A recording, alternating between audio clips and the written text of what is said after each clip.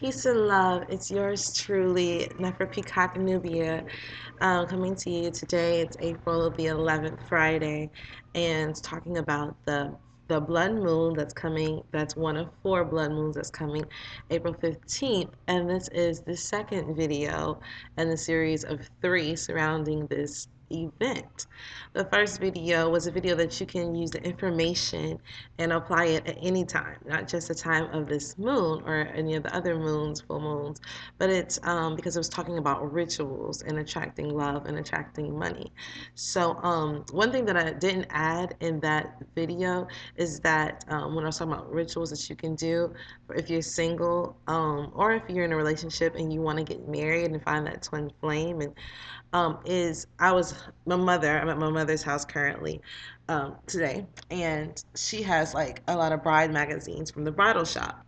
So it's to look at a bridal magazine, looking at wedding dresses. I know I've heard from many other people they would just look through they would go to stores and they would buy the brides magazines and they would look through it and they're like, oh wow, that's the ring I want, wow, that's the dress I want, and next thing you know, that opportunity presents itself and they end up married very shortly after that. So that's just one aspect of it. Of course, you want to definitely write down everything that you want your mate to be and want your mate to have and look like and all, whatever it may be, the spirits, which is most important, of that divine partner. So, it was many rituals that you can do, and I have videos on that. But this particular video is going to talk about the conspiracy, or the idea that this moon may be the sign of the end, of the tribulation, of the Antichrist. So it's coming. So I'm going to address this moon issue from a biblical perspective as well as a scientific perspective. And see, just I'll share some info with you and then let you make the decision. But again, by the time you're in the video, you'll have figured out for yourself what what's true. So, as always, you may see me glance over at my notes because I always jot things down in my journal so that I don't forget to share them with you, as well as you'll see me switch through web pages, because I want to kind of skim through one of the things that I found. Or actually, better yet, instead of doing that, I'll just paste the link inside of the caption under this video, okay? So you can read that and follow those links, as well as some links to the book club where you can get 20 books for $20 that KTL is doing, and they have some amazing, amazing reads on there. So that's not just surrounding this moon, but surrounding different interesting topics that I'm sure you will find quite interesting to the upliftment and the betterment of yourself, okay? So let's get into this moon. A lot of this moon is significant to a lot of people from Israel, a lot of Jews, a lot of Hebrew Israelites, a lot of Christians, because of certain facts surrounding this moon. I jotted down some notes. I'm gonna just go there, and this moon is supposed to be a message from the Pleiades, to the Earthlings. So I don't know if I'm going to get into that in this video or if I'll wait to get into that in the next video when I talk about the zodiac aspect of this moon and the horoscope aspects of this moon and what to expect energetically. Okay, so what I wrote down, April 15th, the blood moon comes in at 3:24 Eastern Standard Time, and it's prophesied it's never been a moon like this, from a scientific aspect and from a biblical aspect. Okay, and starting April 15th, 2014, there will be a series of four lunar eclipses called a tetrad, Tetrad, falling on four Jewish feast days, okay? Or is, Hebrew Israelite, whatever, feast days. Why is this significant? This is very rare and will not happen again in this century.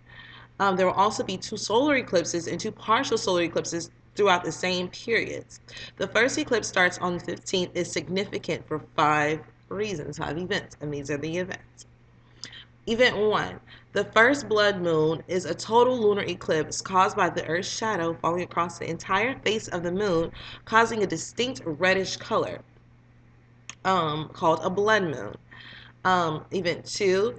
The feast of Passover begins the night of the 15th. The fact that this blood moon occurs on Passover is significant for Israel and the world. Could it be an omen of war or peace? Excuse me. 3. A partial solar eclipse tells. Ooh, can you read my own handwriting? Oh, it happens later on, April 29th. Lunar eclipses have always been an omen for Israel, and solar eclipses have always been an omen for America and other places as well. Now, this is a big one, event 4. In July 2013, Secretary of State John Kerry called for the completion of the Israeli-Palestinians peace talks to conclude in 9 months. The 9 months will be up April 2014.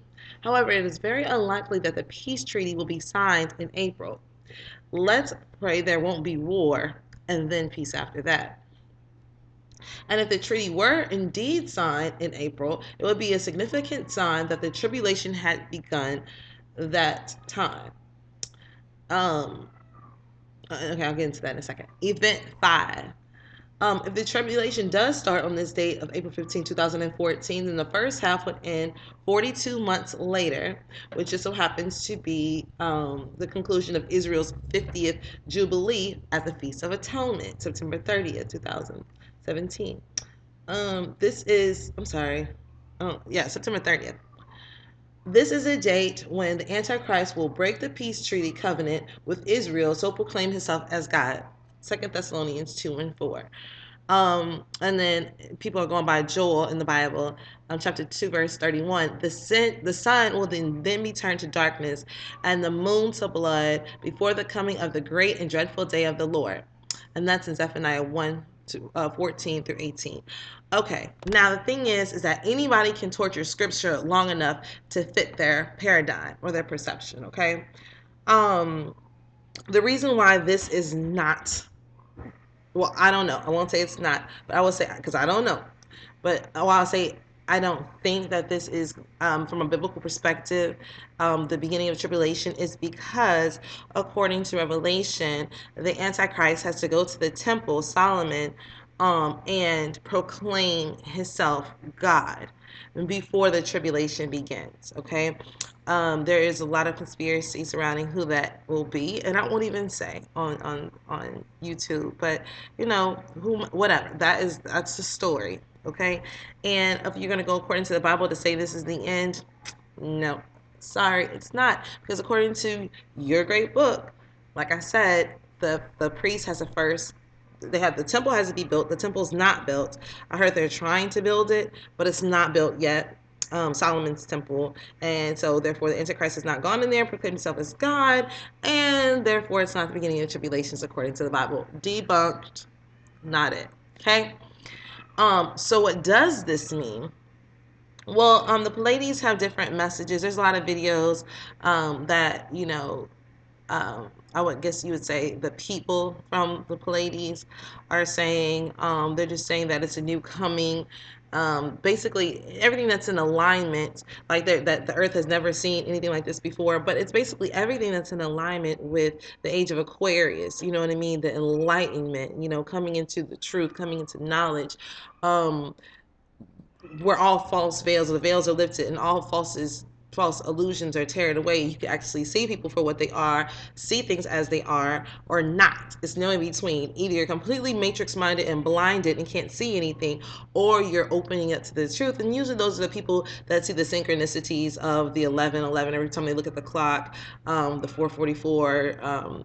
It's people who just start seeing different things kind of come together. Not people who are making up things, but things that just so happen to happen. You know what I mean? Not people who are actually even looking for things.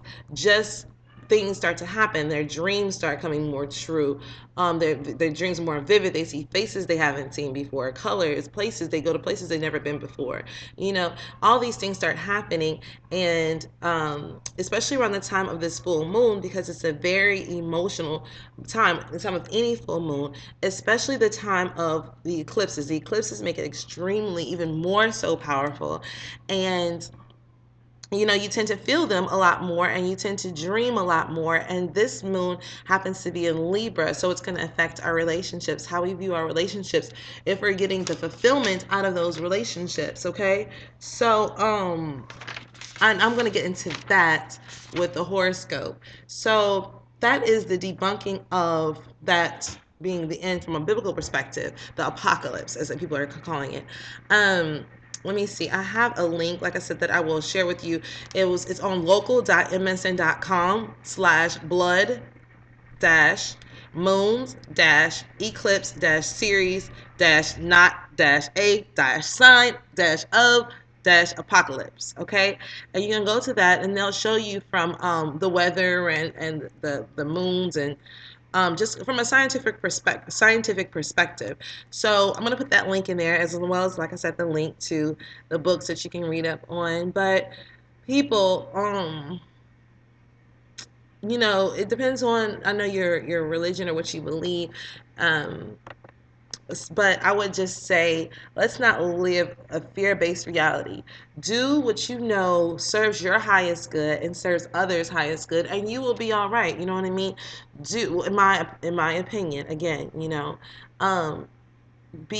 do what you feel is right. You know what I mean? Like, what's right and what's not necessarily wrong. You know what I mean? Like, you don't want to, it's not righteous to lie to folks. It's not cool to go around stealing from people. You know what I mean? It's not cool to go around killing people. You know what I mean? I really don't find too much fault in the Ten Commandments, because it's a beautiful way to live by. You know what I mean? And some of the laws in the Quran as well. They give us a discipline. And if we didn't have that discipline from whatever structure that we have, then we would be totally confused and end up in chaos. So I take something from everything, and I kind of leave the rest. I let my spirit do the discernment and show what's right from what's wrong. But I do study a lot, and I studies, and that's why I'm able to share these videos with you, due to my research. But I just want to do that to encourage you to also do your own research.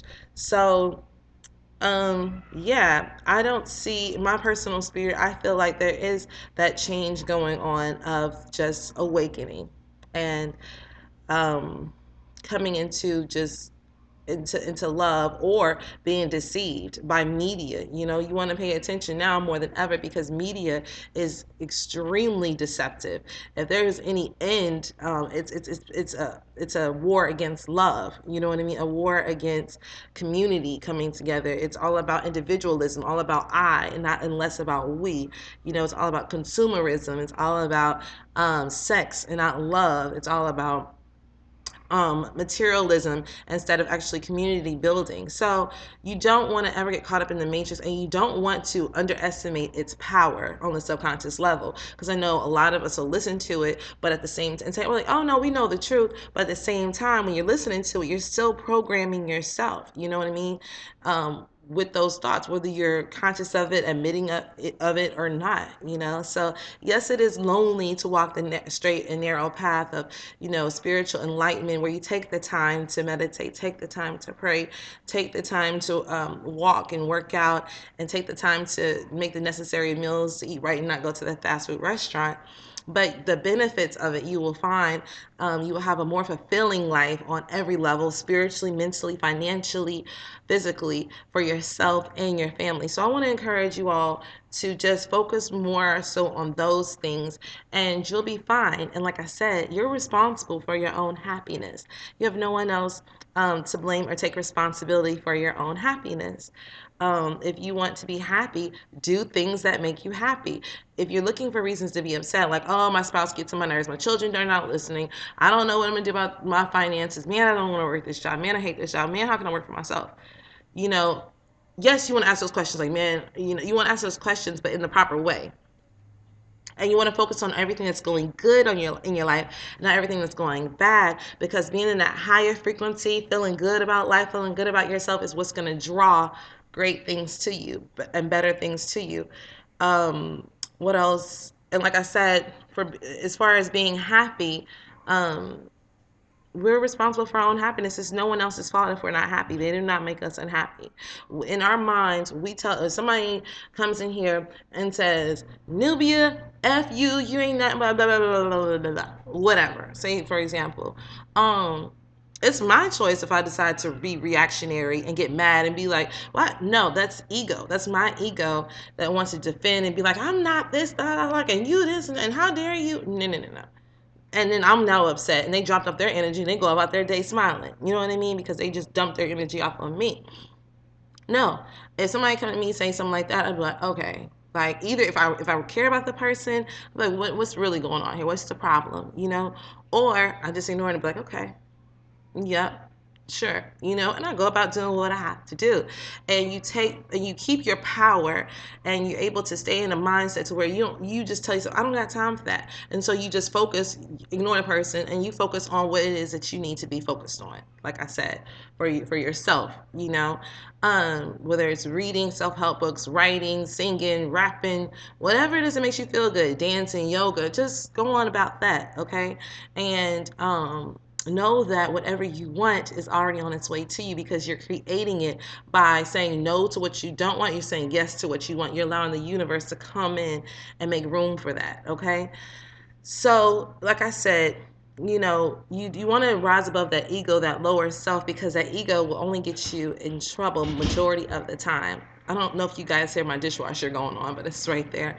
But the ego will get you in trouble majority of the time, and it will block you from your happiness, and it'll keep you away from your peace. So do activities that make you joyful. Take time for yourself. Make time to actually do and not procrastinate on the things that you said you were going to be doing. Start writing that book. Like, start today. Even if you write one sentence a day, keep that journal or keep that laptop right next to your bed. Write notes on your mirror, with some lipstick or something, put up vision boards. Remind yourself, constantly program yourself to what it is that you need to be doing. My mother has like sticky notes with quotes of determination on her refrigerator.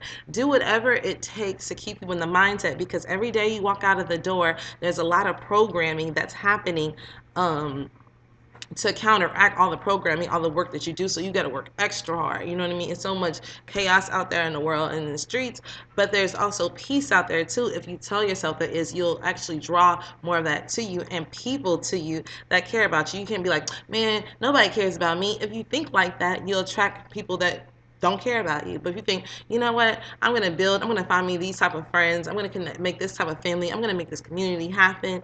If enough people do that, it's going to get better and better, and it's going to start spinning faster and faster. And with the rotation of the earth happening so fast on its axis, we're manifesting quick, quick, quick, quick, quick, everything we think about, good and bad. Okay, so I'm going to conclude this and say, take responsibility for your own joy. Don't look to anything to give you joy. You can look to the Most High, you can look to your inner highest self, but everything else is temporal. Everything else is illusions. You know what I mean? Because it's temporary. So don't look to your children to make you happy. Don't look to your finances to make you happy. Don't look to your spouse to make you happy. Don't look to any of those things to make you happy. Those things just add to the happiness that you already have inside. That way, if that person leaves, or if something happens to that person, or something happens to those things, your joy is not gone with it, and then you want to end your life. So if you have any questions, please feel free to email me at neferpeacocknubia@gmail.com. Inbox me, Nefer Peacock Nubia, on Facebook. Don't forget to subscribe to the YouTube channel so that you get all my uploads that I've been uploading, and dropping jewels for you guys to really have a better life, and just to experience the bliss that I experience. My life is not perfect. No one's is, but in the lessons, but in the imperfect times, there are lessons in that make me better, to prepare me for the next great thing. You know what I mean? Too much is given, much is required. So kind of look at your negative experiences, experiences to grow. Okay? Peace and love, love and light. I love you.